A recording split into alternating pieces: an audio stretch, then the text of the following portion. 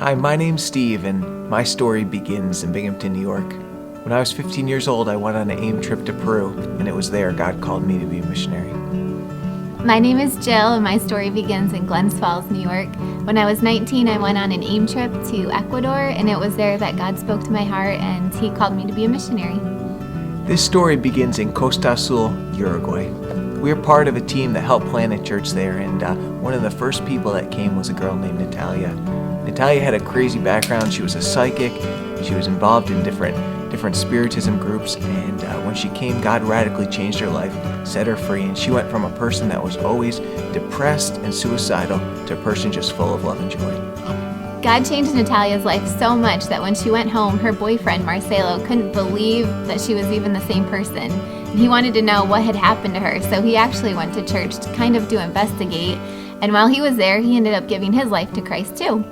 A couple weeks later, during our discipleship group, Marcelo shows up with his new Bible and asks us, are the 10 Commandments still valid for today? When he told him that they were, and they are great rules for helping us live a life that's pleasing to God, he pointed one out to us and said, this one says, honor your mother and father. He goes, I've never seen my dad. In fact, I haven't talked to him in 20 years. He goes, I need to go and make this right with him. And so he gets in his car, he drives 5 hours to his dad's house to go and reconcile with him. While he's there that day, he finds out that he has a 19-year-old daughter who he's never known about before, and he decides he needs to go and meet her. Jumps in his car, drives over to her house, and as he's pulling up, he sees this girl run out to him. And she runs up to him and she says, I can't believe it. I was just praying to God that I would meet my dad. A few weeks later, Natalia and Marcelo decided to get married. They wanted to honor God in their relationship, and they ended up being the first wedding of our new church plant, so that was really exciting.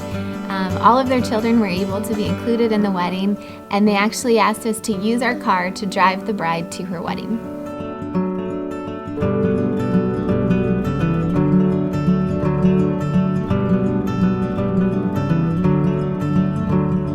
Hi, my name is Matt, and my story begins in Binghamton, New York. At a young age, I felt that God's purpose for my life was to live overseas telling others about Jesus Christ. Hi, my name is Ria, and my story begins in a small town in Oklahoma. When I was in 3rd grade, I had a dream that if I could do anything in the world, I would want to live overseas and tell people about the good news of Jesus Christ. Our story begins at Valley Forge Christian College. When we met, we realized that God had given us the same dreams and desires, and He had brought our stories together. So after college, we got married, and we've been prepping for life overseas. And the next chapter of our story will be in the Middle East. We're going to be learning the language, the culture, and just living our lives with our new neighbors. And we will be sharing the truth and grace that is found in Jesus Christ.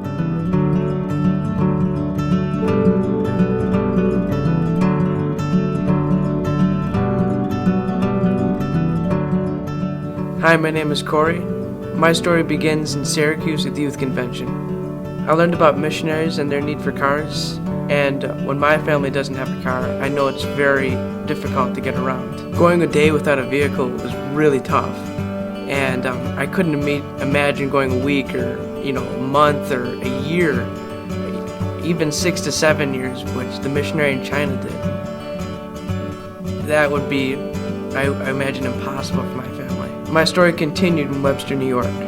When I got home from convention, the first thing I did is I talked to my parents about what I wanted to do. I decided to raise money by doing different yard work and different handiwork, like taking out stumps, putting in a garage door opener, pressure washing a deck, just a bunch of different work that people would ask me to do. While I was doing that work, I was thinking about the different missionaries that I could be raising that money for.